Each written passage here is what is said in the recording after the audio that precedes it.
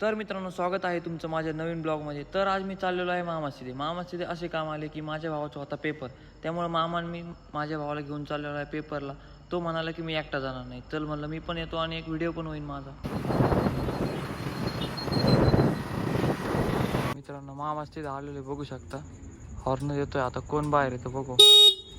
तर आजी आली बघू शकता बाहेर. आणि मित्रांनो, हे कुत्रं मी पहिल्यांदाच बघितलं. तर मित्रांनो, स्वागत आहे आज तुमचं माझ्या नवीन ब्लॉगमध्ये. तर मी आज आलेलो आहे मामासीदे. तर जेवण झालं आणि खूप दिवस झाले म्हणजे मामासीदे आलो पण नव्हतो, आणि आलो तर मित्र भेटले. आणि आता आलोय बागेत, तुम्हाला मित्र दाखवते. बघा इकडे तुषार आहे, हा माझ्या कॉलेजचा आहे.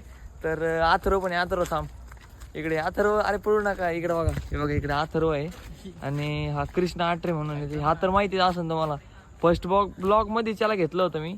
आणि तर चला तुम्हाला आमच्या आहे ना मामासीदेचा बाग दाखवतो.